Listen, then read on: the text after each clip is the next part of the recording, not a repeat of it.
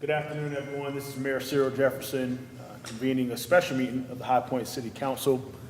Here with me on the dais, every member of council is present, save council members Andrew and Johnson.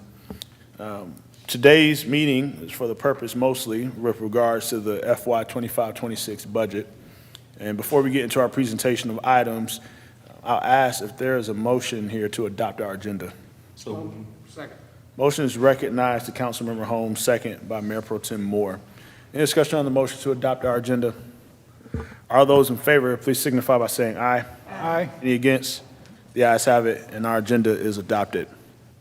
First item is item 2025-204. We're going to hear from our friends at Downtown High Point Incorporated. And for that, I'll invite up Ms. Rebecca McGee, who's CEO and President of Downtown High Point, for a presentation of their fiscal year budget.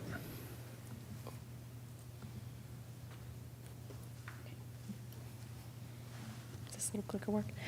Hello, Council. Thank you for having me today. I'm Rebecca with Downtown High Point, and I'm excited for the 2025-2026 budget year. We have a lot of things we have to look back on as our successes and a lot of things to look forward to for Downtown High Point.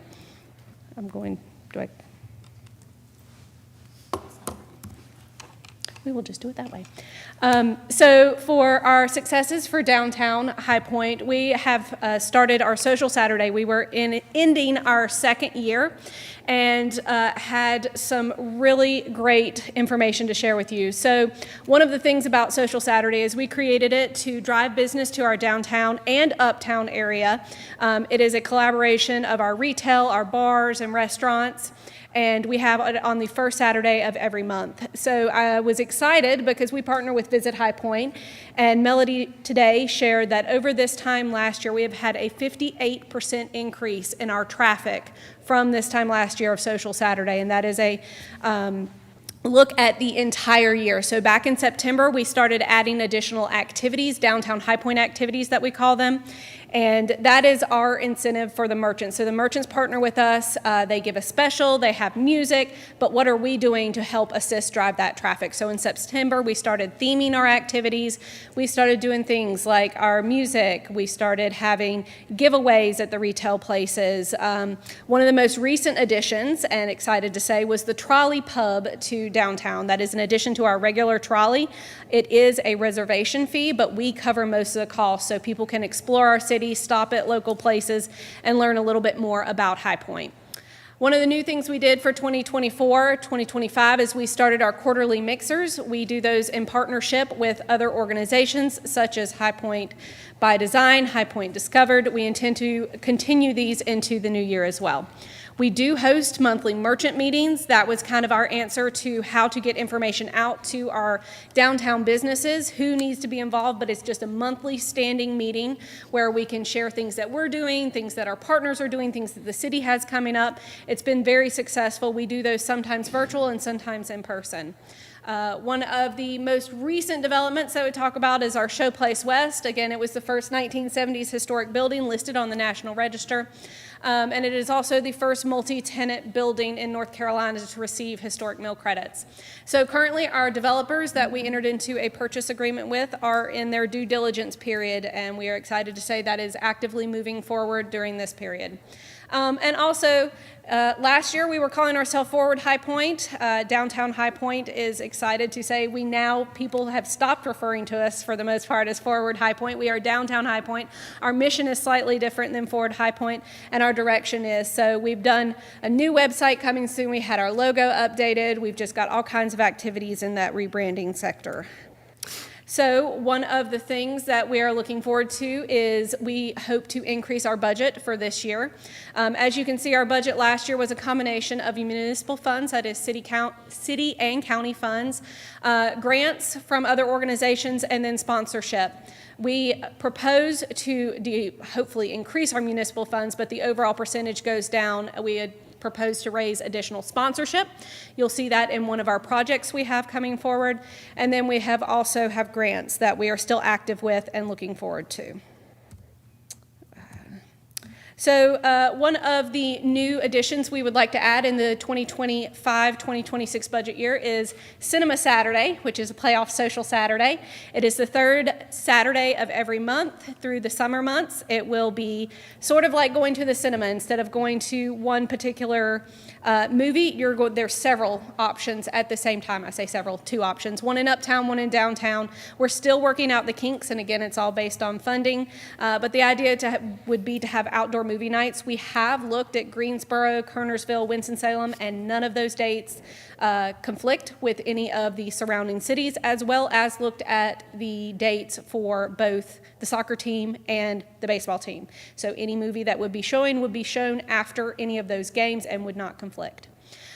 We are also in the process of creating a Downtown High Point Dollars. That is a community-wide gift card program that businesses can opt into. It is no fee to them, no fee to us, and we can basically have the customers purchase those gift cards. It keeps the money hyper-local. If someone goes to use those dollars at somewhere else, the card will decline. So we're getting merchants interested now. There's about 27 businesses so far since we announced that we'd like to do this about a week and a half ago that said that they would love to sign up for this. But one of the most exciting things is we have applied and been awarded an Electricities grant for $10,000 for the Downtown Revitalization Fund in the arm of This is Business Retention. So we are assisting these businesses to continue going throughout the year and basically funding local money back into their business.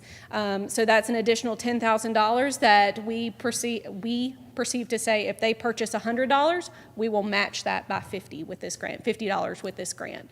And then Urban Threadscapes, again, this is all based on the city approval and some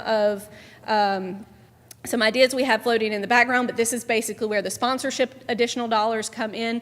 We want to do a downtown art walk. Everybody's asked me before about murals or different things that we could do, and maybe animals or the jeans like Greensboro has, where people go around. It's different artist work, but it creates kind of a walking art trail. A lot of downtowns do this, but one of the things that came to me is we don't really have, at the time, I hadn't really thought of anything that would work in that realm. You know, we don't have a specific animal we're tied to, a historical animal. We don't have anything specific other than furniture, and obviously we want to make that delineation that we are not the Market Authority. We are Downtown High Point. So in one of the events that I went to, we kind of put our heads together and came up, instead of putting murals on the walls, put them on the sidewalk like rugs, because High Point has one of the oldest historical textile mills, locally owned textile mills. That was, if you go to the High Point Museum, they have history on that museum. So it would play off of our textile history, a little bit of a nod to the furniture industry, but still that creativity and the art that came with the rebranding that we want to do. So it just kind of melds all those together. That is proposed to be 100% sponsorship fundraised. That is not additional city dollars, but that is a project we'd like to bring forward in the next budget year. So that being said, we always look forward to the future. These are just ideas for additional funding anytime that we may have that moving forward. If it happens in the next budget year, in the next 2 budget years, of course, we are a small office of 2. So there's always the more projects and events and activities we add in downtown, whether that be fundraised, the human part of our job becomes very difficult working that many hours. So obviously, if there was ever any additional funding, there would be possibly a part-time or full-time employee, expansion of Cinema Saturday to include a trolley, a drive-in movies nights targeted to college students. We've heard that's something that they really want. These are just some ideas that we look forward to in the future. So if that's all, I will open it up to any questions. Thank you so much, Ms. McGee. Are there any questions for Rebecca and her team at Downtown High Point based on today's presentation? Yes, sir. Mayor Pro Tem.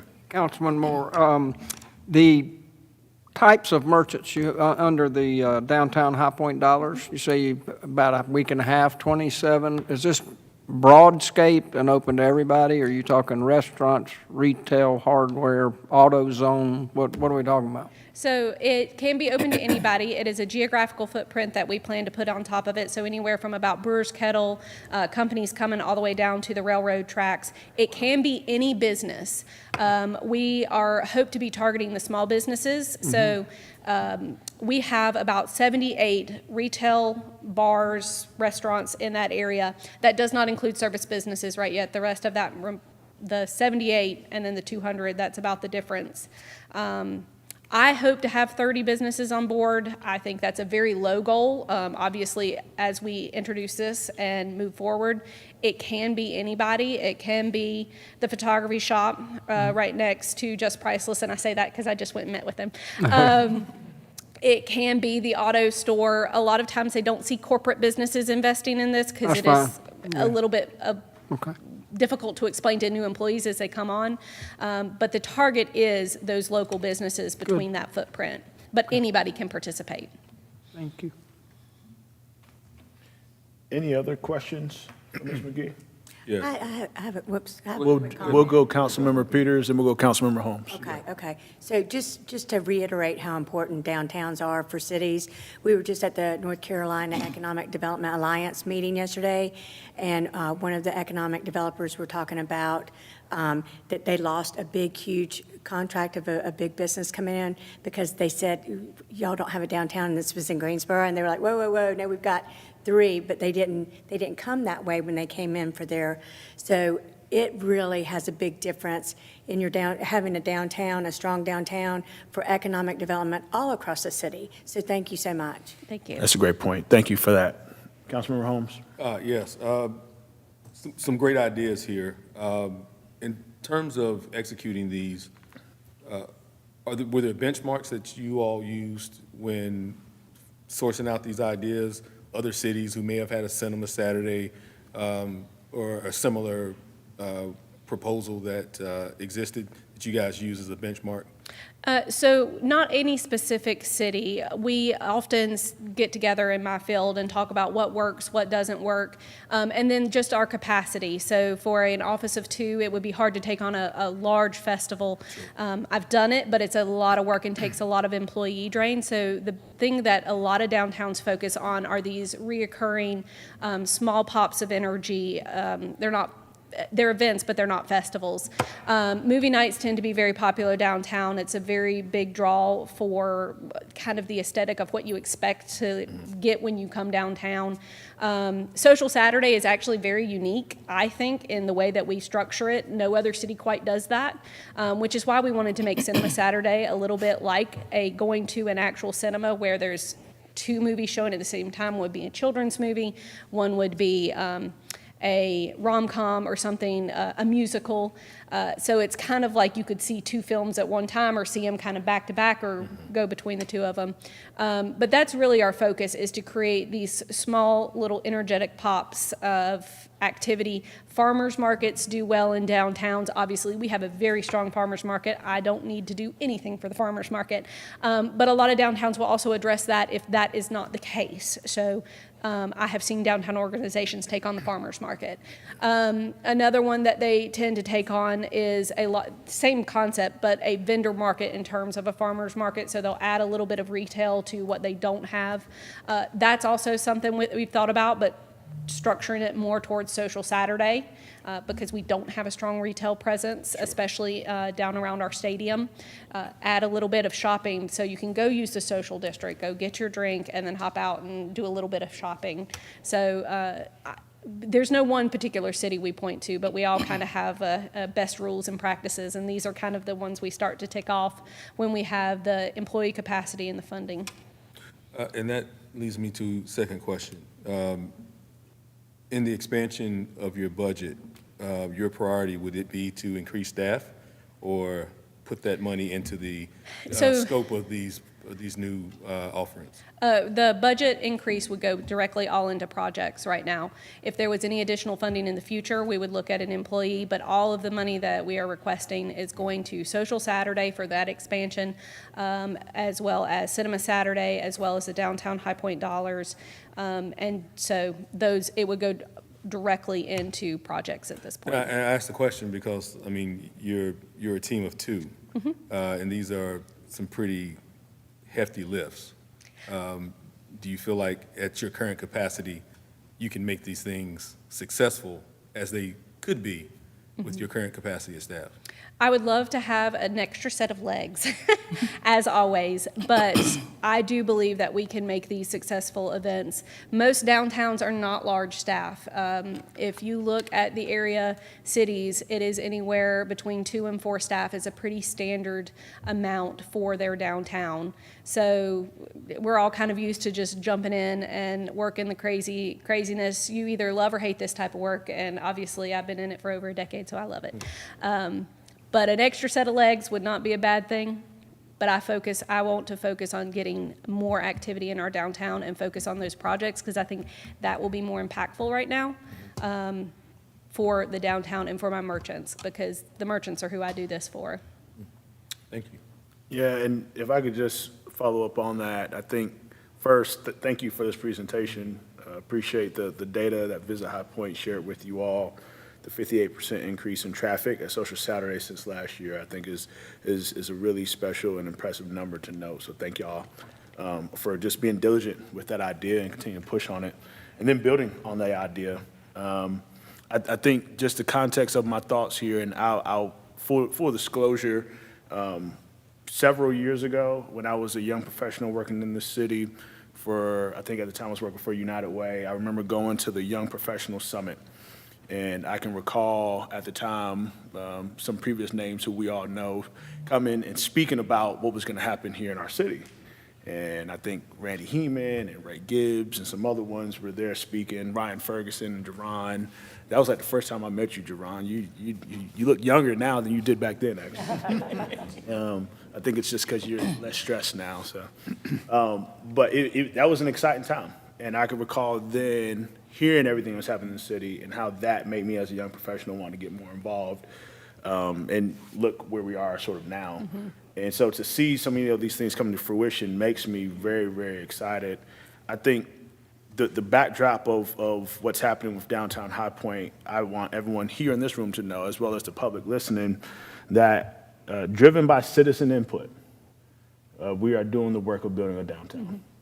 And I think sometimes that often gets lost, and I like to bring that reality back, because building a downtown is not simply for the fun of a Coca-Cola and hot dog on a Friday night. Building this downtown is so that we can continue to have a very strong and healthy and sustainable tax base. And the Core City Revitalization Project has been one that's been successful because we've been trying to build the kind of downtown where people want to live, work, and play.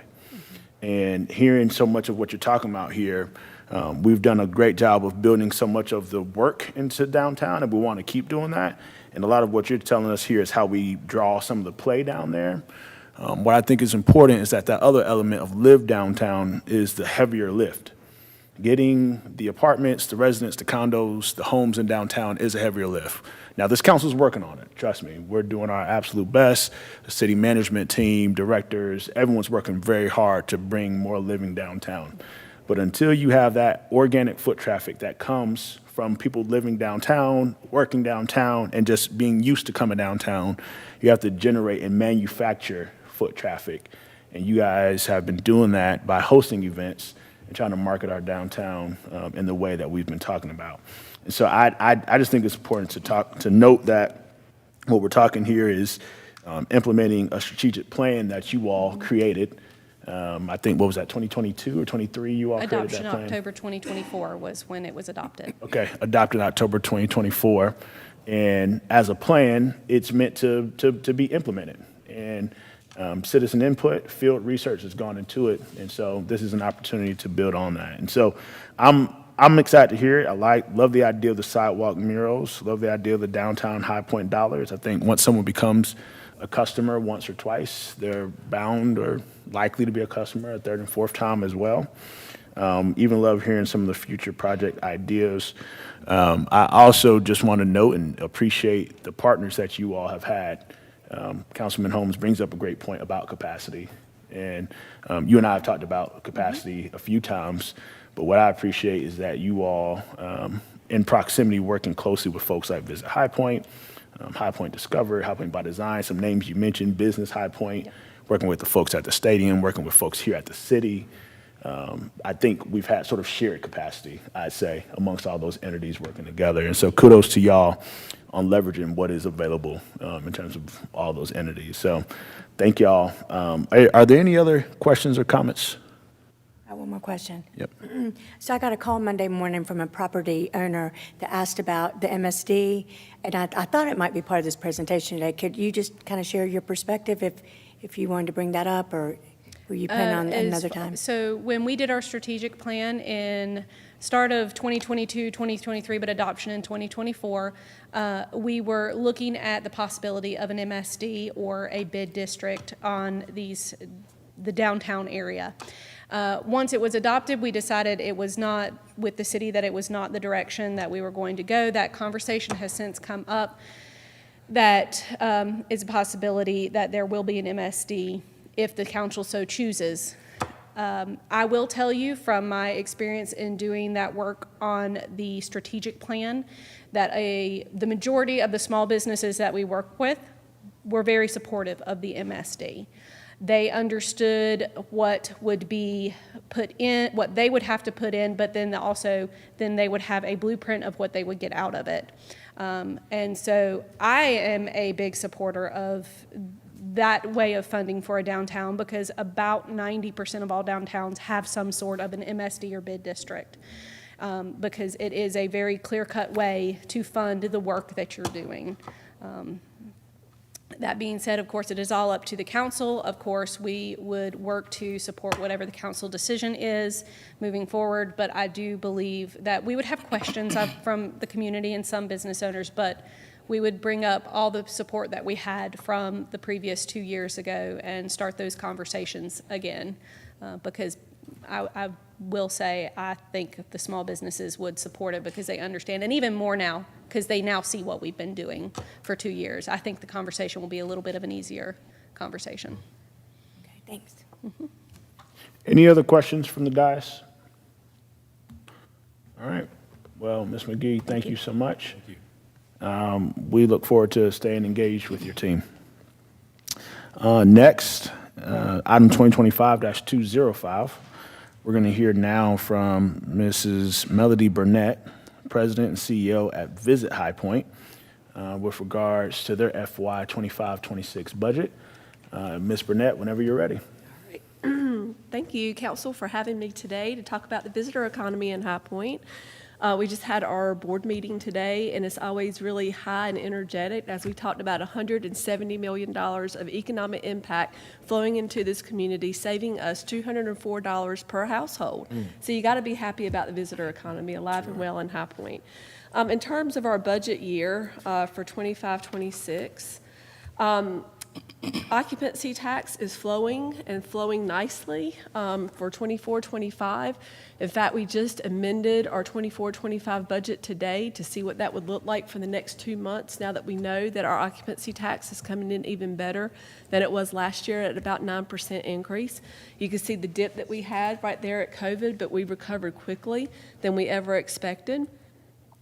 That amendment that we made today at our board meeting will have us about $2.4 million instead of the $2.3 that we had projected. That's about 7% gap over what we had projected at the beginning of the year. How that translates is that per our legislation, 15% of our budget has to be used for specific arts and tourism related projects. We do have a partnership with the city in terms of the debt service of the stadium that fulfills that obligation of $250,000. There is a gap there of about $118,000 that we'll have to fulfill. So we have some special projects that are earmarked for that at the end of the year. I'll talk about that a little later in the presentation. In terms of the revenue side of our budget for this year, if you focus on fiscal year 25-26 column, the rows that I highlighted in yellow are enhanced revenue streams outside of our occupancy tax. We have those enhanced revenue streams for many different reasons. Number one, we too have a strategic plan that we adopted in 2019. And it gives us some flexibility in being nimble and leveraging our 501c6, which is our operational Visit High Point team and organizational goals there, as well as our 501c3, which is our Drive High Point Foundation. And that's really where we want to focus the investment in terms of the grant requests that we fulfill within the community that helps us grow the visitor economy.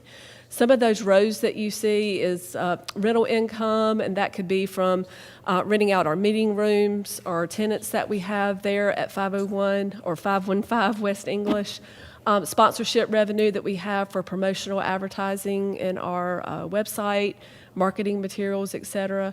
We have preferred membership revenue as well, some event income revenue, and would like to have a conversation of talking about branded items with the marketing department over at the city to see what that could look like with the partnership with Visit High Point. A little bit of revenue stream there that could be realized. Overall, we have that earmarked to be $2.5 million, a little bit, $2,589,000. In terms of the admin side of the budget, we're going to stay at a full-time staff of 8. We feel pretty secure at 8. However, there's always room for growth, but we're going to grow that in terms of interns that we have in our marketing and events department. 2 in the event side, 1 in the marketing side. We have 2 part-timers that we leverage for the visitor center, plus 1 volunteer as well. We did do our 3-year salary comp. Our personnel committee made a recommendation to our board to get us more aligned with that. We have a 3-year strategy to do that, and in year 1, we're going to make an increase of 5% within that admin line item. The next category is operations. That's a less than 1% increase into our budget. Now that we have moved into our space, we have a better hold of what those expenses are. Some of those expenses are really just operational cost of doing business expenses that are tied into the building, our staff development, some travel expenses, et cetera. We have cut our office supplies and paper in half in the last 2 years. We're not quite paperless yet, but we're getting there. In terms of direct booking expenses, we're going to decrease that by about 6%. A lot of that has to do with some audio visuals that we've already invested in for this year, and we won't need to make that kind of investment for next year. We're going to sustain that partnership with the High Point Market Authority and concentrate on some smaller video opportunities in the autism space. In terms of our tourism promotion, we're going to increase that by 7%. A lot of that focus will be on a new website that will entail the visitor economy as well as some livability. You can go to liveinhighpoint.com, that is managed by Visit High Point, as well as visithighpoint.com, which is also managed by our team. We're going to try to blend both of those websites and have them interact as one. So if you've ever been in the website business, you know that that's a pretty big expense.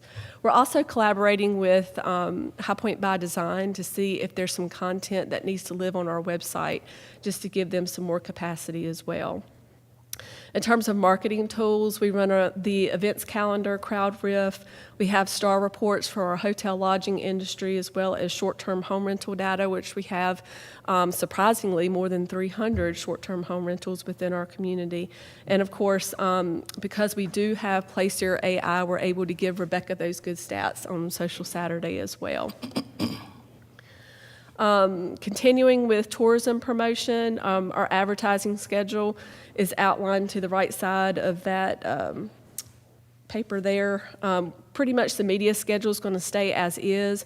We will make some pivots on some bigger opportunities coming up throughout the year, 2 of those being in November. I'll talk about one of those a little bit later.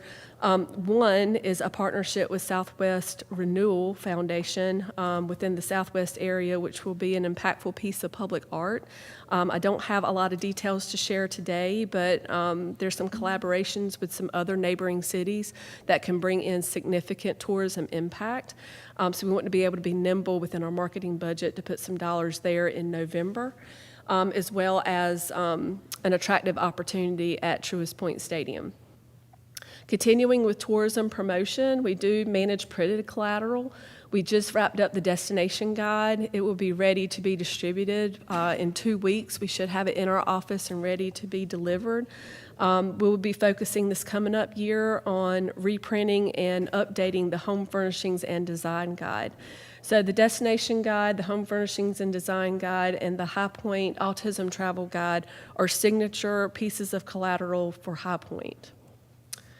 In terms of events development, you'll see a decrease in the budget by 5%, but don't be alarmed. We haven't robbed them in order to do their work. They're still going to sustain those 12 events that we have on the calendar. We're just going to put some of those expenses in line item 5800.1. It's a good way to show our auditor that 15% obligation within our legislation of those specific arts and tourism related events that could be defined there.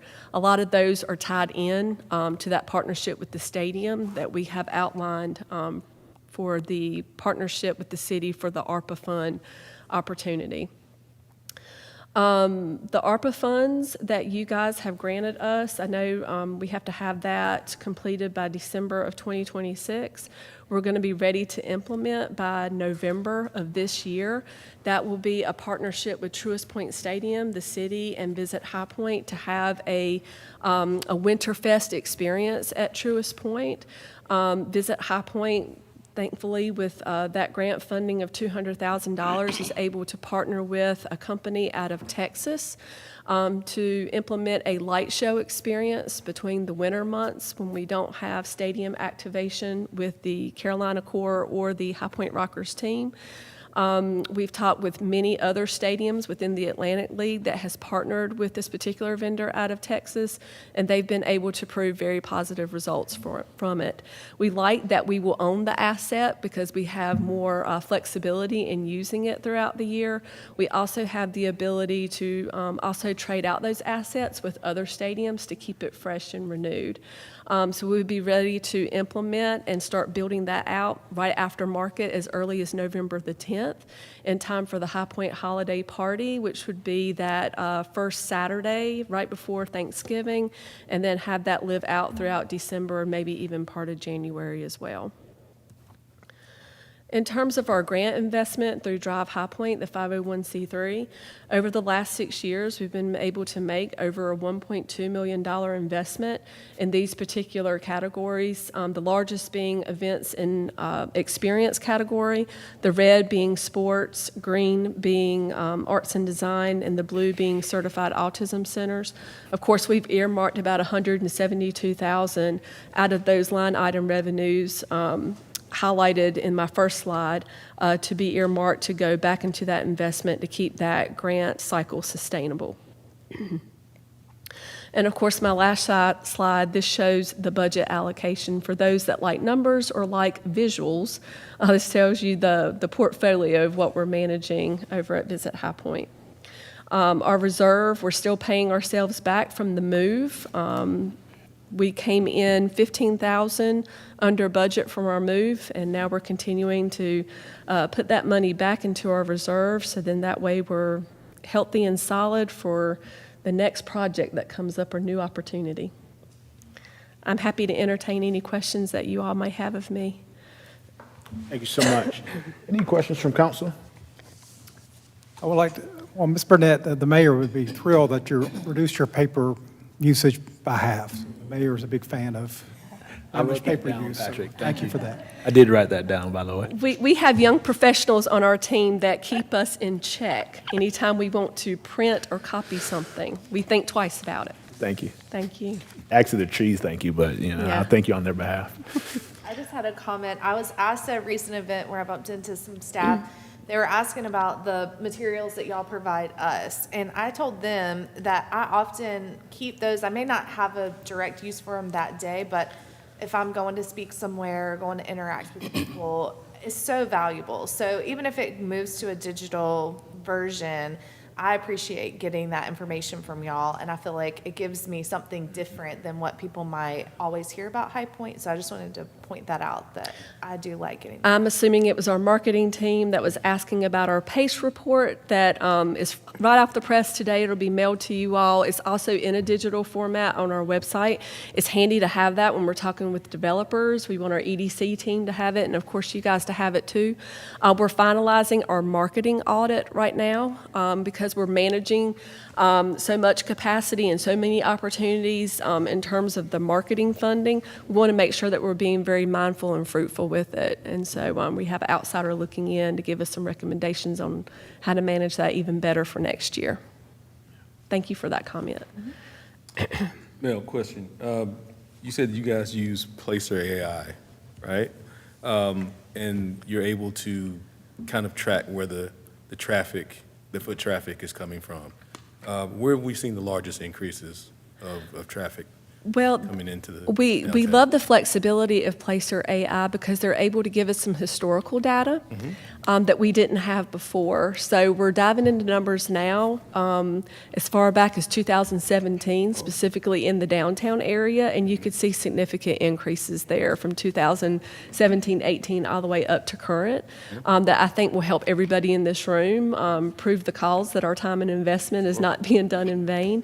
So we can definitely see that. A lot of growth in the 27265 zip code. I know that we both. That's what I was asking. Well, we have definitely seen movement there, specifically in usage in our downtown assets, so we're pleased with that too. Our latest stats that we were talking about in our board meeting today is, these tools that we manage on our team, we want those to be helpful for our partners, specifically like Rebecca, who might be short on capacity, but we have to do a good job of telling our story. And so if we have these tools and if we're using them correctly, we should all be able to tell that story. So my big aha moment the other day was our board got really excited that we were really moving the needle in our sales department. Our economic impact had gone from 25 million to 45 million in economic impact just in direct sales. But that was just a portion of the story. When you talk about the Children's Museum and some of our attractions that aren't necessarily hosting events, but they're hosting visitors on a regular basis. And of course, there's a percentage of how many are day trippers and how many are locals and how many are staying the night. And that's just a dialogue that you continue to have with those partners. That's another $98 million that we can realize just from our partner activity. But what Placer can also prove is the 27 million that's transient that we don't even see, but are moving through here and coming for a specific reason that doesn't fit nicely in a category that we measure. So that's what we love about that data and love to share it with our partners and of course you guys on council as well. Thank you. Yeah, really great feedback. And any other? Yes, let's go Councilmember McKeever, then Mayor Pro Tem Moore. I just want to say that I did one of their tours, and I thoroughly enjoyed it. It was really, really nice. And how they everything planned out, step by step, and seeing some things that I didn't know we had here in High Point, But I just want to say great job. And I told Melody, I said, I did a great job. I thoroughly enjoyed it. And if you have never done it before, at least try to do it. I promise you really enjoy it. The next one will be in 2 more weeks. I believe that's on a Wednesday. It could be June the 3rd. So I can always check and see if there's room on the bus. So if you have any interest, let me know. Happy to host you. Mayor Pro A Tem. couple things, Melody. Under your budget allocation, under direct group, which is 13%, can you Yes. break that out a little bit? What is that? Direct- What falls under that category? Sure. Direct group is our direct selling efforts in the convention, meeting, and sports space. Okay. And right now, until we can get some more competitive assets in our tourism products, we're not really fruitful in that space yet. We still have a role to play. Right. We have the Spring Hill Suites that's coming online by the end of September, which is going to help. We have Congdon Yards, which is going to help. We have some sports facilities that help with that too. We have increased one of those line items for event booking incentive because we've realized some additional opportunity with some soccer tournaments as well as rowing.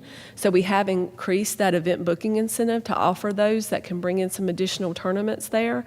We're not fully in the meeting and convention game yet. Eventually, if we talk about an event center or maybe some more competitive space, we could go to trade shows and do some more site visits and more direct selling in those areas. So, Okay. The holiday event, the ARPA funding. Yes.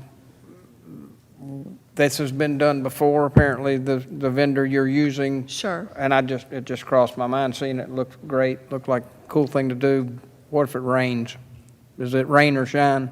It's an outdoor opportunity, and High Point has more outdoor venues than indoor. The good thing about the stadium is there is a concourse where you Right. can be sheltered if need to. But I mean, we- the show would go on. The show would go on. Okay. Just like when we had the domes out in the Yeah. winter months, you know, Okay. we mitigated some snow and rain opportunity, but the show went on and we Okay. still had 12,000 people that utilized the domes. We would move the domes inside the Winterfest experience inside the stadium and activate not only the field, but also the concourse as well. We like working with the vendor because in case our calendar changes, those assets can be redesigned and configured in other ways as well. Okay. And I just wanted to say thank you and let everybody know, I called Melody up, I don't know, 6, 8 weeks ago or something. We were mentioned on the NBC Today show, the third hour. And so I called her, and she texted me back. I mean, but this is kind of a warning to all of y'all on staff about me, because she was out of the country, but she still texted me back. So I called Tammy Nagum for something this morning at High Point, and she's on vacation, and she called me back. So y'all need to give me some kind of signals when y'all are going on vacation, so I won't be calling you, but thank you very much. Thank you, no worries. Yeah, Mayor Pro Tem, appreciate you bringing that up. We were on the Today Show because High Point's a certified autism destination. Right. And just noting that as a national acclaim, really. And you look at how much economic development has likely come as a result of that. There's a great number of visitors who specifically come because they know High Point opens our doors to all people, and that we are a very inclusive place, very intentional about it. Not saying we're perfect, right? There's still opportunities to grow there. I was talking to a young man who feels like we can do more for those who are vision impaired and hearing impaired and some other things, as well as mobile impairment and what it's like to move around our city. But it's the fact the young person said, but I can tell High Point's working on it because I see all the big things y'all are doing. I can tell this city is trying to make space for people. And that is a very special thing. So appreciate the work that y'all have done on that. The Autism Travel Guide, I wrote that down. I think that that's so exciting to hear. The Winterfest experience, as you said, I think is really awesome. Councilman Holmes talked about all the increased foot traffic from 27265. Mike, you know, I keep a bell in my office. Every time someone comes across 311, it rings in my office. So I know when they're coming. I have seen an increase. If you guys got an extra one, I'll put it in my office at home. No, Mike, we don't waste tax dollars like that.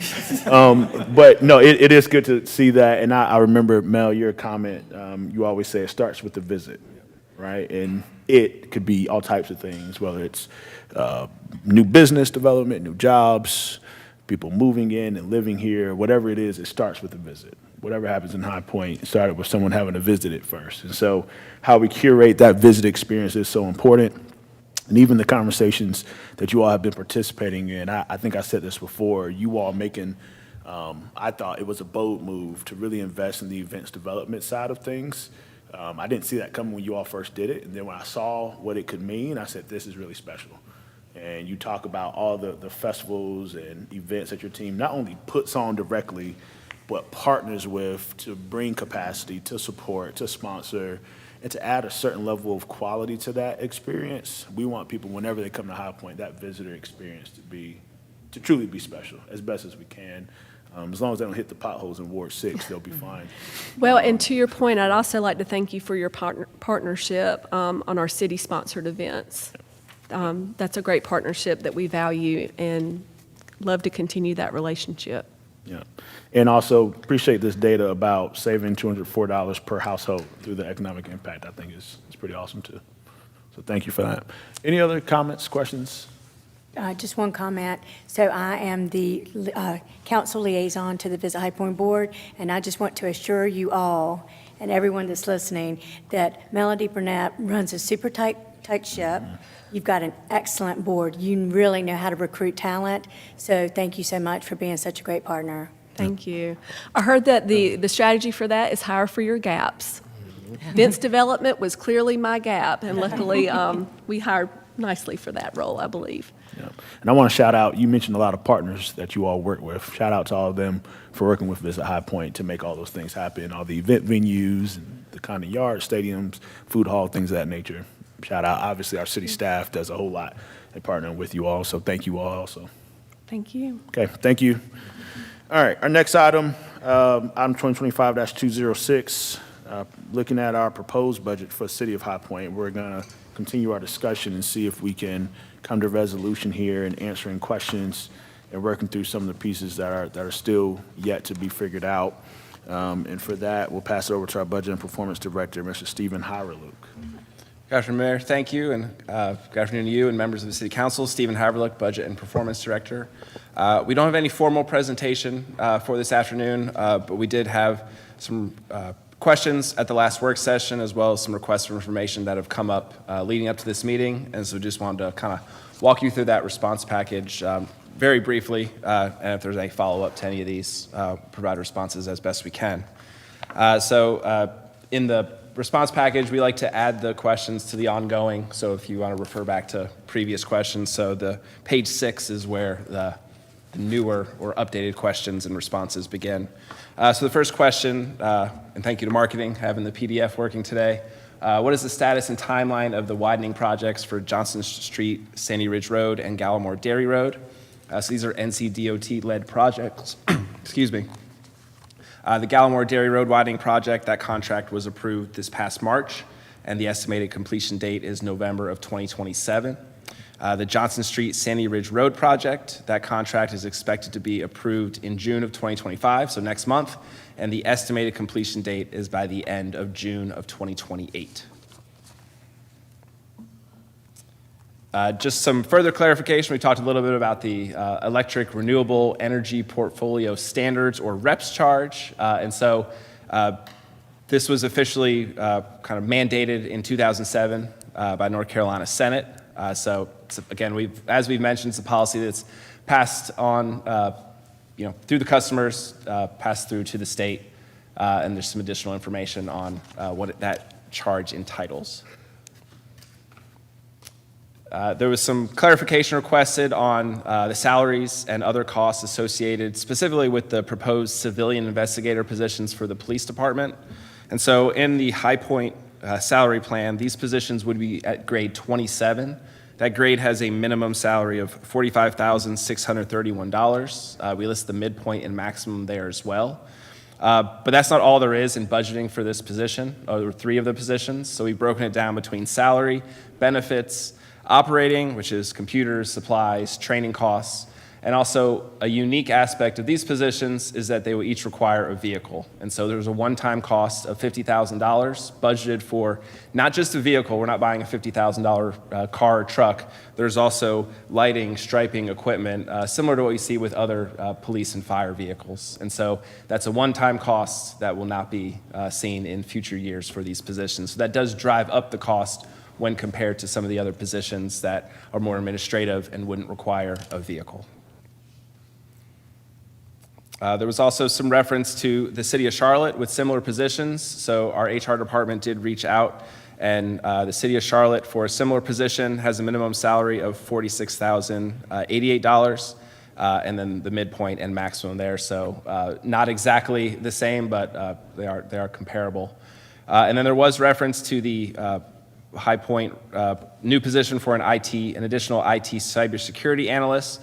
So we did want to note that on High Point salary plan is at grade 35, minimum salary of $67,423, and then the midpoint and maximum are noted there. There was some questions about how much is generated by the 1/3 of 1 cent on the property tax rate. And so this is the traditional allocation that's set aside for nonprofit organizations that apply for funds through the annual application process.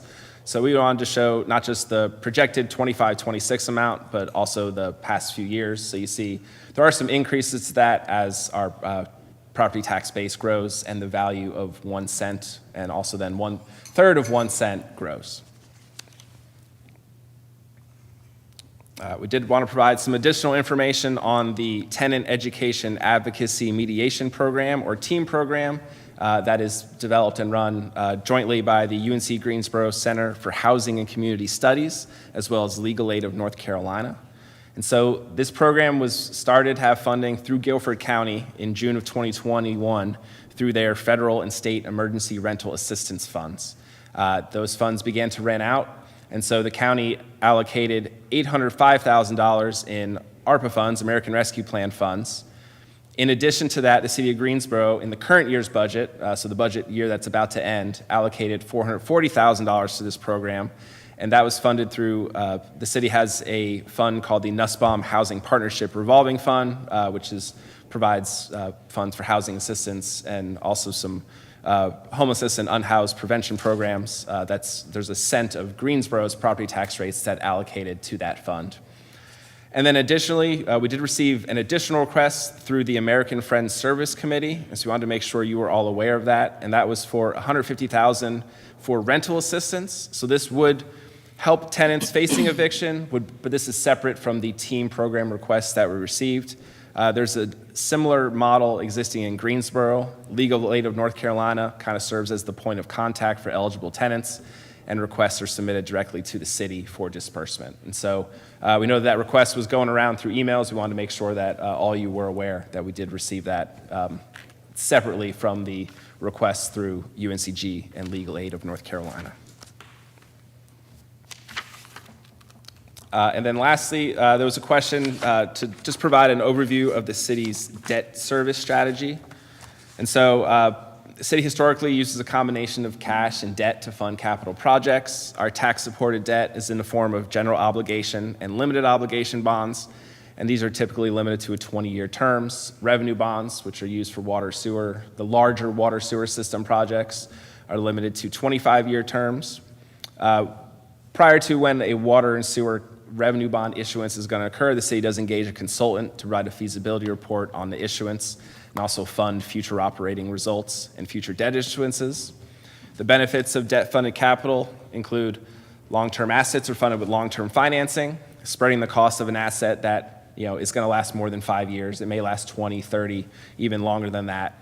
And so the payments are over the useful life of the asset. Preserves cash reserves and fund balances, and through tax-exempt municipal bonds and our good high credit rating, we're able to obtain low interest rates. Financial Services did provide us several charts showing our policy and how we are with certain kind of debt service data. The 10-year payout, this is the percentage of outstanding debt that can be retired within 10 years. The debt to assessed value, so this is the net debt as a percentage of total assessed value of taxable property, and our policy states that should not exceed 2.5%. As of June 30th of last year, our percentage was 0.8%, so well below the stated policy.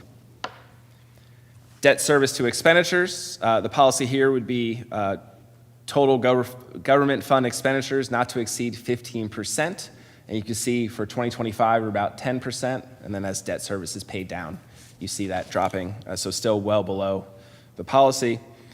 And then we just wanted to show tax-supported debt service over time, just to see as debt is paid off, you see the tax-supported debt service would go down. And so that is the end of the responses that we have prepared. Be happy to answer any questions. Thank you so much. Are there any questions from the dais? I don't have a question, but I'd like to say thank you, because I think one of the most misunderstood and sometimes discussed parts of a budget, this is probably the most important thing we do, but a budget is, in its simplest form, is an estimate of your projected revenues and expenses. So it's not a stagnant thing, but when you write or have a conversation one-on-one, sometimes that is a static discussion. So this type of explanation, I don't know, maybe we could send a copy of this out in the electric bill, but I think that we do a good job, and it's,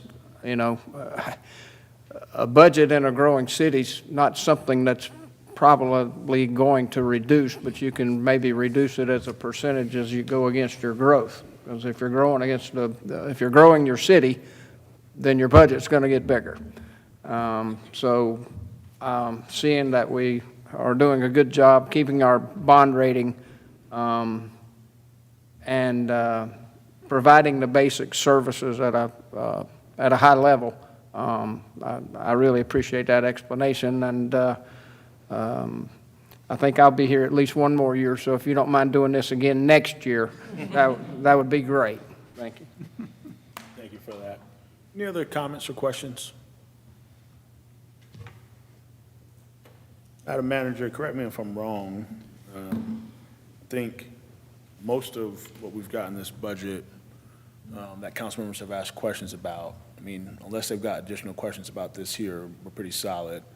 But it seems like there were some comments from the dais about a few organizations such as High Point Schools Partnership, Team, Southwest Renewal Foundation. I would imagine you need some kind of resolution from this body to figure out what the wish is to be done with each of those entities, right? Correct, Mayor. In addition to the agencies that were discussed, members of council have had some conversations as well around moving forward with the process for our MSD as well. So I think in addition to having some conversations about the agencies that were just referenced, and how those can be funded, if council desires to put those back in, and then also having some discussions so staff understands how to move forward with the MSD. I will say for the rental assistance and the eviction programs that are listed there, I think there was some confusion as to whether or not it was the same proposal or those are different proposals. So the team's proposal is the one that came in, and that was for us to expand the services that would be available for people to have some support when they're going through eviction court. That would not be for the legal aid portion. There would need to be separate funding identified for that, but it would allow the teams group from UNCG to be available additional days here in High Point. 2 additional days is what was presented in that proposal. When we started digging into this with the city of Greensboro and some of our neighboring communities, a good portion of their COVID relief dollars was used to provide some rental assistance.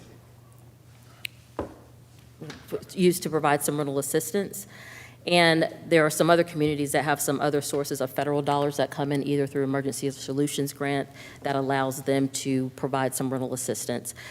So those programs are separate, so I just want to make sure that that's very clear. If we were to fund the team program at that $150,000 level, that would be for 2 additional days of service at High Point Courthouse. Rental assistance, we would need to identify additional funds if the council chose to support rental assistance. High Point Schools Partnership, I do believe they have an application in that's through the agency allocation process. That would be determined by the Finance Committee at a later date.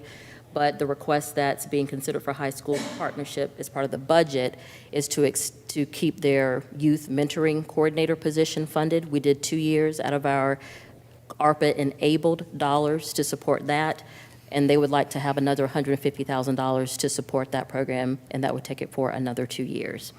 And then we have funding for the Southwest Renewal Foundation. That was not included in this year's budget. At the time that the budget was prepared, with the grant that we had, the Community Change Grant, there was roughly $2.8 million that was for Southwest. That was the thought process behind why they were not included. It doesn't mean that we would not consider any other grants that would come in during the course of the year, but council would need to make a determination as to whether or not that needed to be added back into the budget while we work through the appeal process through EPA, which staff is working on through that with PTRC.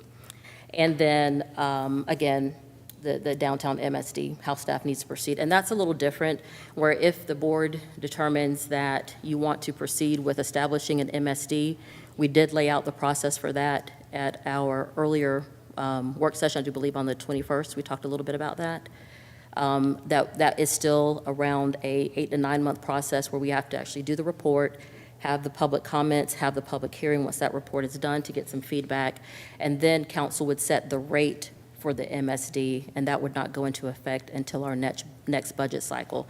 But if council chose to go ahead and get that process started, then we would begin that after this budget session concludes. So those are the big decision points. It's the nonprofit piece, and then how to proceed with the MSD. And to be clear, if we say in terms of how to proceed, what we're saying is, could we effectively say council's interested in it? Yes. But we're not voting now to actually approve an actual MSD. We're just saying, let's start the process and authorize staff to pull the stuff together so then we can begin to look at that. Correct. It would be for us to start the process, which is identifying the boundaries. There's a report that has to be completed. That would be available for public inspection, public comment for a period of time.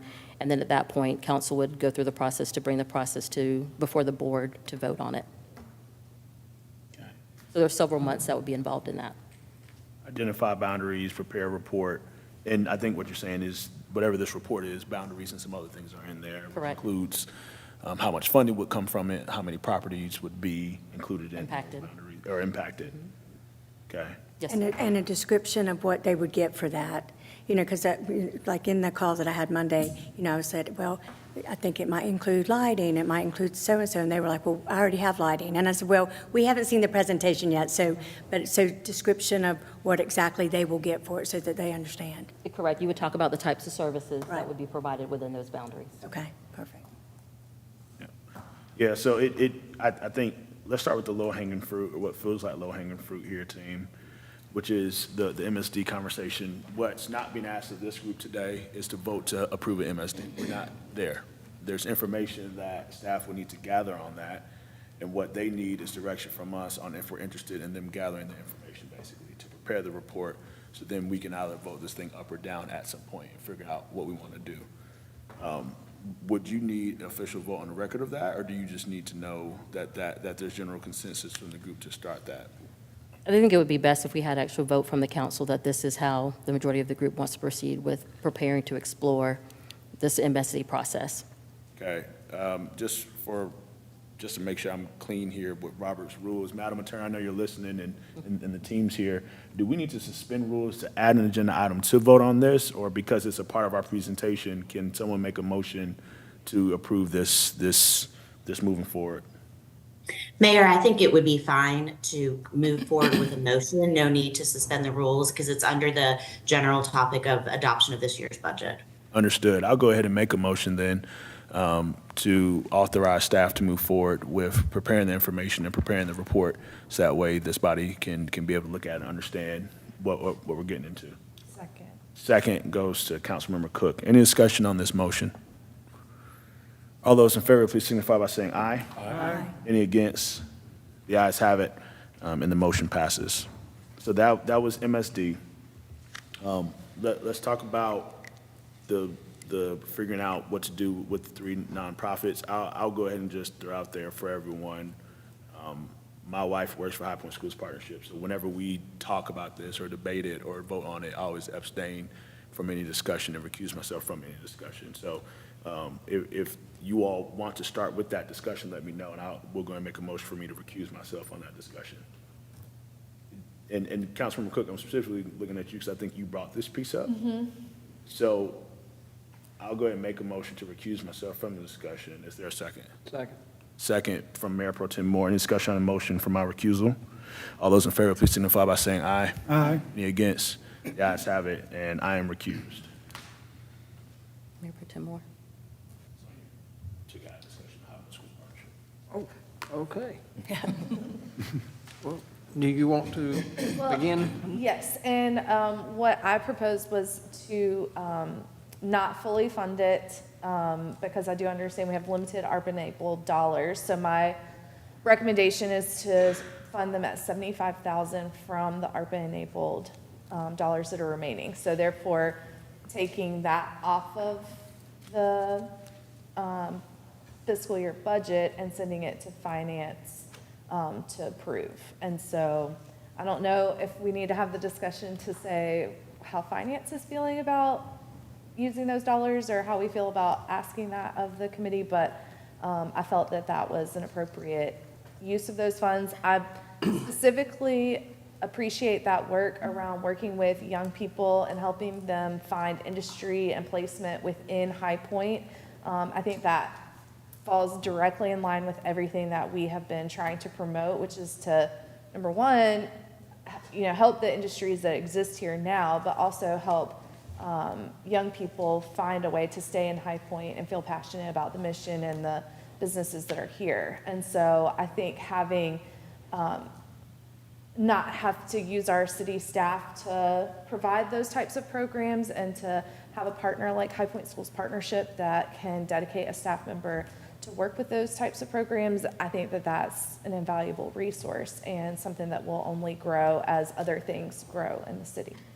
Councilwoman Cook, how, the 75K number, how did you arrive at that? Because that would basically allow that position to stay in place with High Point Schools Partnership. So I did talk with some of the staff members there, and that would, obviously, they would like to have the full 150, but I asked the specific question, if I was able to get half, do you feel that you could keep the program going? And they felt that by keeping that staff member in place, that would enable the program, and they might be able to go to other fund sources to fulfill the rest of that need. Would that be for a year? From, if we did 75? Yes. Okay.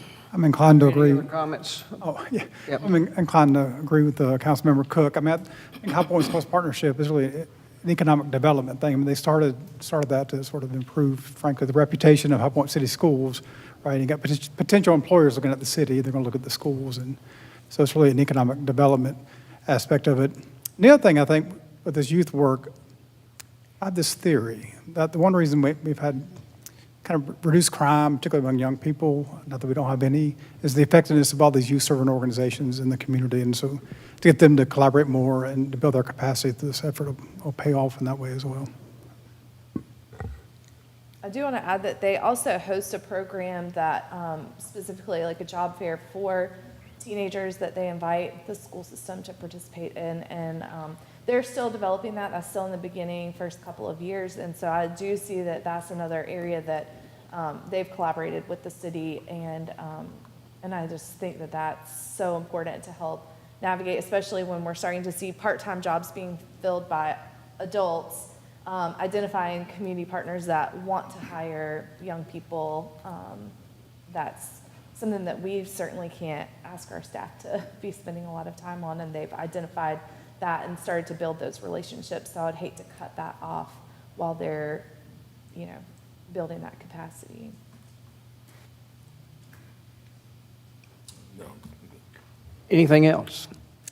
Well, I certainly appreciate, and we have a good relationship with High Point School Partnerships, and we have been a great advocate and supporter for them. And the one thing that came about when these ARPA dollars came down, I was pretty outspoken about them, and that whole period of time that we went through. We will feel the effects of that for decades to come in so many ways. Financially is one of them, philosophically is another one. So there are no shortages of good programs and good people that are out there doing yeoman's work with the dollars that came. But it did create a new environment in which we operate. If there's no other comments or questions on this, do we go through a vote here to get that into this discussion, or do, Madam Attorney, or do we do a show of hands to direct staff to move that forward? If the direction is for this to go to the Finance Committee, then I think you could direct the city manager when she's preparing the agenda for Finance to add that there. Madam Manager, I don't know if you feel like you need an official vote or if it's just something that, since the consensus of council is to go through Finance, that they can just, provide that consensus. From what I was hearing, it appears that the remaining ARPA dollars, that is $154,984, is the remaining ARPA-enabled funds that have not been allocated. Right. So it seems that the decision is the Finance Committee to make a determination of how you want to allocate the remaining ARPA dollars. I don't think a motion is needed for that. It's just a matter of when the Finance Committee is ready to make that move, of allocating ARPA funds to let staff know that that is ready for that agenda item to be prepared, and we were prepared for the Finance Committee. Okay. Whether it's the next one that comes up or, one in June or July. Right. Follow-up question for staff. Of that $154,000, what are a few of the other ideas or requests that have come for that money? Or have, I'm sure there has been some.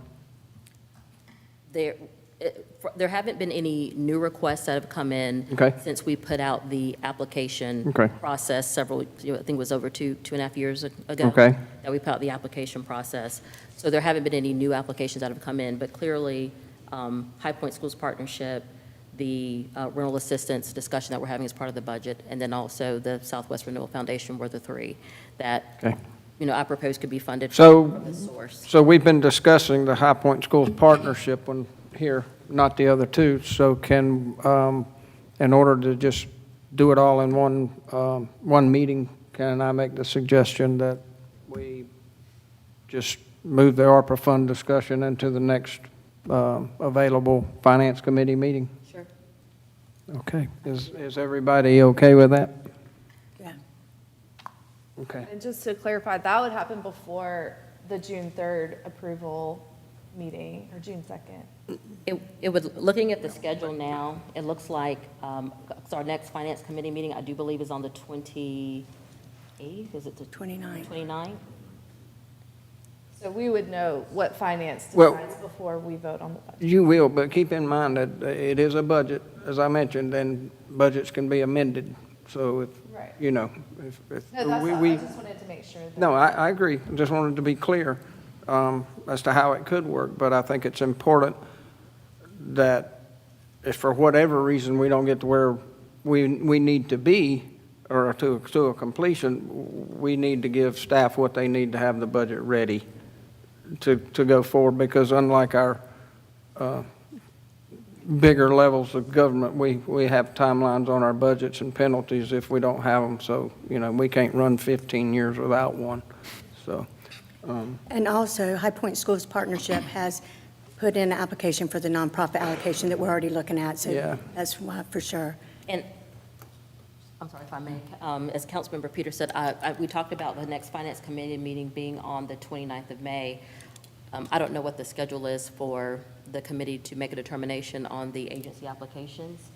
So I don't know if it would be helpful to do it all at the same time. So if that's also going to be done the 29th, then I think it makes sense to have those discussions together.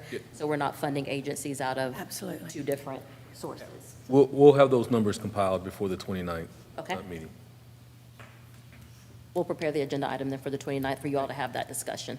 All right, good? Well, so does that, we're not going to talk about the team request if we're moving all No, of I'm- these items? Yeah, we can talk about all that at finance. Okay. Yeah, those three items. Okay? Everybody clear on that? Staff, guys, we did that right? We good, Madam Attorney? We did that right? Yes, sir. Okay.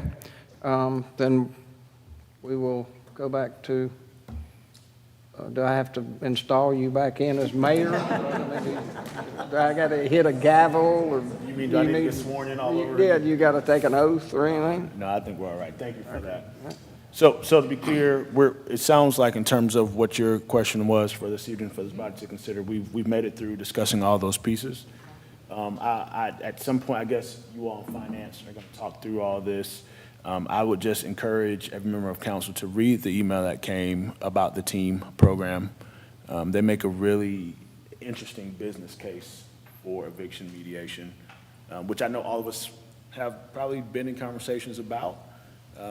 And I think to hear what they're saying in terms of what it cost us to do direct services for homelessness, right, when someone's experiencing homelessness, versus what it costs to avoid homelessness through eviction mediation, it's pretty stark, the cost to the public sector. So it's saying if you don't address eviction issues and someone does become homeless, well, then it just puts more strain on your system. And not just the money we pay to work with nonprofits and our community development housing around homelessness. It's also talking about as a society. It's the money we pay in criminal justice, and it's the money we pay in medical issues, going to hospital, emergency rooms. That falls back on taxpayers regardless. So I thought the case made there was interesting. Also note that they've got a request, basically a sort of joint request. It's going to the county, Greensboro, and High Point.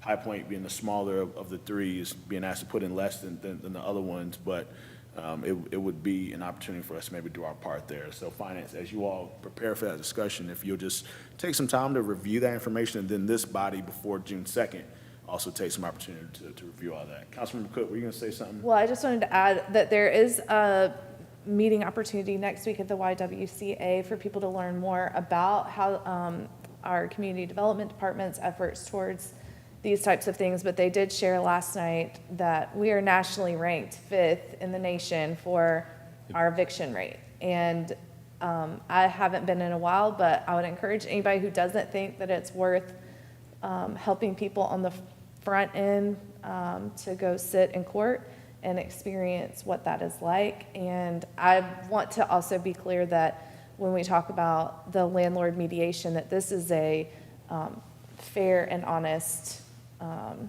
approach from the UNCG team to bring people together and to not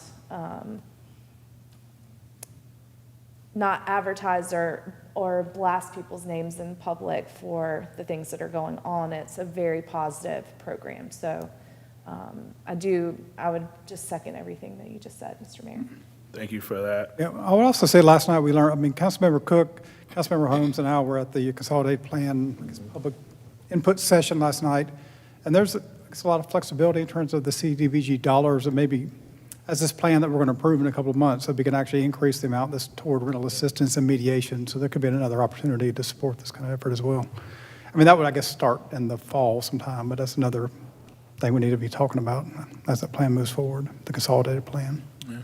And Councilmember Harmon, your comment about CDBG funds, I just think it's timely. If you're someone who's willing to reach out to your representatives in Congress, they are having discussions right now about the federal budget, which includes major cuts to the CDBG and home funding and pots of money that are used to address not only homelessness, but the housing crisis, housing affordability crisis. And for example, when this city over the past several years has partnered with developers to build housing developments in the city that are mixed income developments, very well done in nice neighborhoods, but it's giving opportunities to folks who make modest median area income, sometimes below that. They could be teachers, nurses, firefighters, construction workers, single parents, retirees. There's a myriad of our neighbors who are facing the pressure and the squeeze in this economy of housing affordability.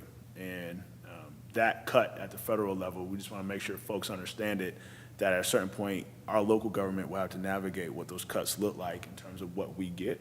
And then we'll be having these discussions, Councilmember Harmon, to your point about CDBG. And while there is some flexibility, that pot of flexibility will be a smaller pot of flexibility. And we'll certainly be feeling the squeeze in terms of housing. And I've never heard about cutting your way to growing the housing issue. It feels like we got to figure this out. So just in case folks are interested, also think it's important to uplift a couple of other things here. In terms of my recusal from High Point Schools Partnership, I had someone ask me this one time. They said, you recuse yourself from High Point Schools Partnership. Why is the city giving funding to an organization that your wife works for? To be very clear, my wife does not own the organization. It's a nonprofit. She works for it. The city was funding this nonprofit well before she ever got there, and none of the funding that goes to the nonprofit is used for any funding that goes into my wife. My wife is in a whole different bucket of what happens at that nonprofit. So I do want to make sure folks are clear. I'm not recusing because the city is voting to give my wife a salary raise at her nonprofit. So I just want to be clear about that because public comment period is coming up in a couple of weeks. I want to just make sure we hit all the stuff because ultimately, team, sorry, before I get there, Councilmember Cook, can you clarify for folks listening, when you say we're ranked 5th in the U.S., you were talking about the county. Or are we talking about the city of High Point? Is it, the data said High Point was ranked 5th For election filings, not necessarily evictions per se. Filings. for eviction filings. Right, so that's where this team comes in, is that when the eviction is filed, they mediate between the landlord and the tenant and help prevent the final eviction process. Did it say where we were ranked in terms of the actual rate of evictions? So we're 5th in filings, but where are we at in terms of actual evictions happening? I don't recall that statistic. I would assume it's in the report, but I don't recall it. I think it's important to note that difference for the newspaper. Also, so we're set to do a budget work session, right? At least right now, it's listed as necessary. And I think the team is going to want to know if this body feels like we need to do another budget work session next Wednesday at 4 o'clock. So I want to, Well, so I've got a couple of things. So, so I guess a lot of y'all know that it's been a super hard month for a lot of people, but I sometimes take things too at heart too much. But anyway, so the EPA grant that we got, the $18.5 million, was terminated on May 2nd. There's an appeal process. And a lot of us have been working with Tillis, but to try to rescind that. But that's kind of where we are, and $5.1 million of that was going to go to water and sewer in the southwest area of High Point. So I'd like to know, how much does it cost to test sewer lines? I want to find out that. And then, we have received some water testing results in the Richland Creek that suggest potential risk. So if we are not going to be able to get that EPA grant, and which I'm asking all of you to please help advocate, call people. Our grant was about infrastructure. I mean, this is infrastructure. Government is responsible to pay for clean air, clean water, and infrastructure needs. So I'd like to find out, if we are not able to do that, how much would it cost to at least test those sewer lines? We may find that there's nothing there, and which would be great. But I feel like we owe it to the people to at least test it to make sure that there's no leaks. Madam Manager, just on that, the Richland Creek piece, I think I remember you all sharing some information that says the Richland Creek piece, when it was first sort of discovered that there was a major issue on this, there was a sort of remediation plan put in place. And this was so many years ago that it started getting put in place. And I forget the technical term for what was in the water that needed to come down below a threshold. And last I saw, when we were able to have this discussion, we've come well down now into that threshold from where we were at when the Richland issue was first identified. I do see Madam Manager here, and I also see Assistant Manager DeCane. So I'll pass to Madam Manager, and then if you want to defer, it's up to you. We had, there was a discussion that we had about Richland Creek and also the water concerns in Southside. And we did a presentation at the manager's brief that talked about some of the levels at Richland Creek as it relates to their water quality. And I'll let Assistant Manager DeCane go through those details, but I did just want to point out that from that manager's brief, the PowerPoint presentation talks about when the Richland Creek Water Quality Management Plan was enacted. It was enacted in 2016. And there are 12 existing sample sites that are monitored. Those results are shared with the state and with EPA. And Richland Creek was listed as an impaired stream in 2007. And over a 7-year period, we have seen the annual chloroform levels continue to fall. And those specific levels was provided during that report as well, but we can send that back out to the council if you all would like to see that.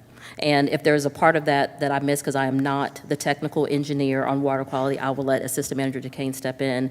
But those reports have been provided twice, but we're happy to send it back out to the council so it can be reviewed again. But we are doing monitoring. It's been in place since 2016. We are seeing a decline, but that does not mean that there may be, some continued areas for improvement. That we're not open to, which is one of the reasons why we always look to apply and support grants that could help us replace our infrastructure and to upgrade our infrastructure. That's part of what keeps our city healthy. So anytime there's a grant opportunity that comes available, we'll always consider those and be willing to step in and make improvements as we can. Do you mind speaking on this? And I think for everyone listening, hearing very clearly, not only have the chloroform levels come down, as you noted, but there's a safety threshold. And when this was done several councils ago, several management offices ago, to understand the issues, the work that's been done over several governing bodies has made it better to where now we're underneath that threshold. Can you just speak a little more clearly to that, if you don't mind? Yes, sir. Good afternoon, Damon Duquesne, Assistant City Manager, Mayor, members of council. Madam Manager nailed it. I'm glad she read that because I don't have it in front of me, but there's a limit that the manager was referring to is called the total maximum daily loading of an impaired stream. And so that's TMDL, is total maximum daily loading. Inner-city streams across the country are inherently impaired for the obvious reasons, right? Things are built up around them from the time that people started to settle in those areas. So as development occurs, streets are built, cars drive on those roads, and to take it just to a very simple thing, every piece of litter that's thrown out of a car window ends up where? Well, there's nobody from Public Services here, but it ends up in our creeks and streams, right? So every drop of oil, every little spill, everything that's dumped there that shouldn't be ends up in the streams, and that's how they become impaired. And they contain a lot of things. So the chloroform measurement is sort of related to the organic sort of side of the house, and those can come from sewer lines.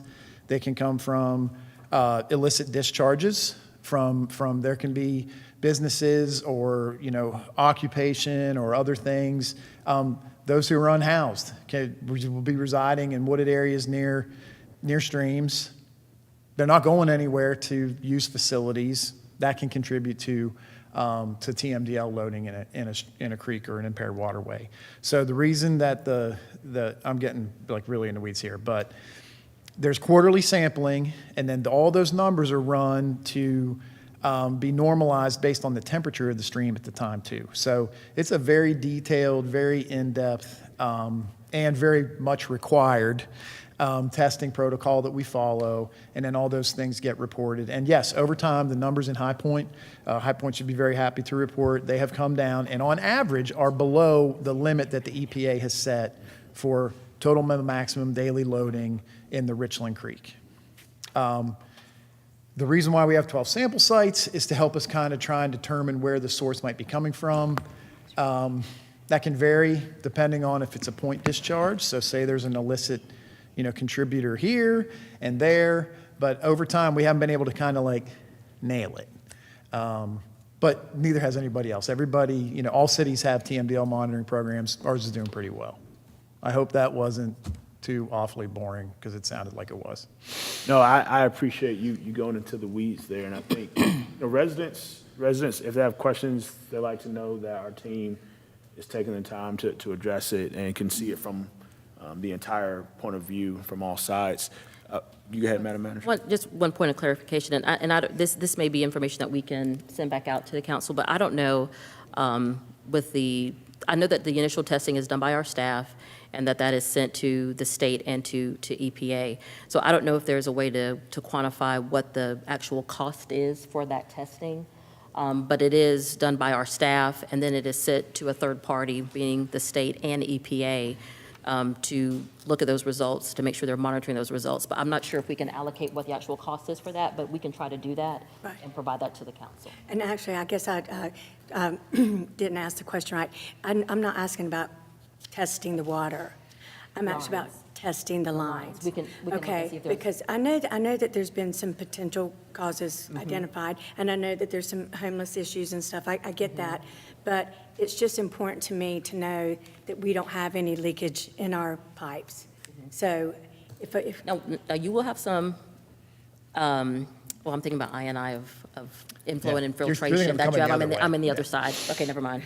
So, ma'am, if I may, I think I understand the question. So, if I could clarify, and then staff can take direction from there, is what you're asking is, can staff give an estimate for what it would take to assess the sewer lines in the vicinity of Richland Creek to determine the integrity of that infrastructure? absolutely. Yes, Okay. We'll get that. So I think where this started was talking about next Wednesday, and what's important is that they're going to get the information for you, Councilmember Peters. That I think that was your question, to see if they can get that information. The question here still holds: do we need a budget work session next Wednesday? And what I'm hearing is we don't need one. It sounds like there's information that can be sent out for your question. There's a finance meeting next week. Councilman Peters, you're on that finance meeting to talk more about some of this stuff. And then we've got our meeting on June 2nd where we'll be able to discuss more before we approve. And if for some reason we don't feel comfortable approving, we do have one more meeting in June where we can approve it in June if need be. But unless I'm hearing it wrong here, it doesn't sound like we have widespread discussion that our whole body needs to discuss next Wednesday. I agree. Okay. Madam Clerk, do you all need us to officially remove that or to take that off the next Wednesday? No, sir, you can just direct staff that we don't need the budget meeting. Yeah, we don't need it. There's no action there, any discussion there. So, all right. So for the public listening, the next time the full body will discuss budget will be at our June 2nd meeting, where that'll be our first attempt at approving it. It's also the first meeting of the month. You are free to come and speak during public comment period. God bless you. We also have a finance meeting on Thursday, May 29th at 4 p.m., chaired by yours truly, Mayor Pro Tem Britt Moore. Feel free to come talk to him and everyone else on that committee. And if we don't approve it June 2nd, we'll have the opportunity to discuss it again at our June 23rd meeting. For those also listening, I think it is important to note, our two meetings in June are on the first Monday and the fourth Monday. So most people are used to the first and third Monday. Our second meeting in June is not on the third Monday. Our second meeting in June is on the fourth Monday. So June 23rd, regular meeting will start at 5:30 p.m. If there's a manager's briefing or special meeting, it'll be noticed by the clerk's office. And want to make sure everyone's aware of what our schedule is. Go ahead, Mayor Pro Tem.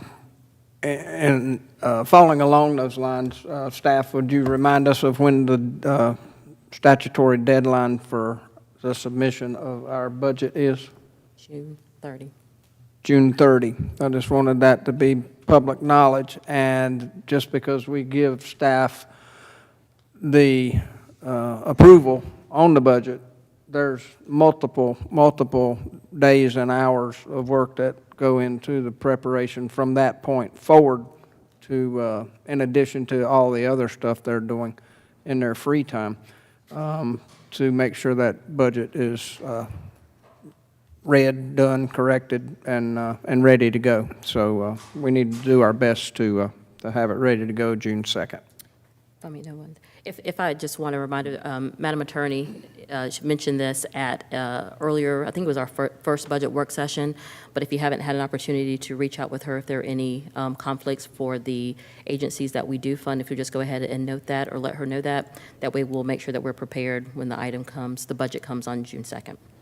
And to be clear, when Madam Manager talks conflicts in this in context, it has nothing If to they're do on with a board. any financial conflicts. It has all to do with state legislation that says if you volunteer your free time as an elected official to go help charitable organizations and serve on their boards because you care about their missions, then if the city, as a government, says it's in their best interest to support said charitable organization, you cannot be in any of those discussions. So to be clear, she's not talking about a conflict of anything financial. It's really just a conflict of where your heart is at. So any questions or discussion before we officially adjourn? If not, then I entertain a motion to adjourn our meeting. So moved. Motion's made by Councilmember Holmes, second by Councilmember McKeever. I was waiting for it, Vicky. Any discussion on the motion to adjourn? All those in favor, please signify by saying aye. Aye. Any against? The ayes have it. We are adjourned.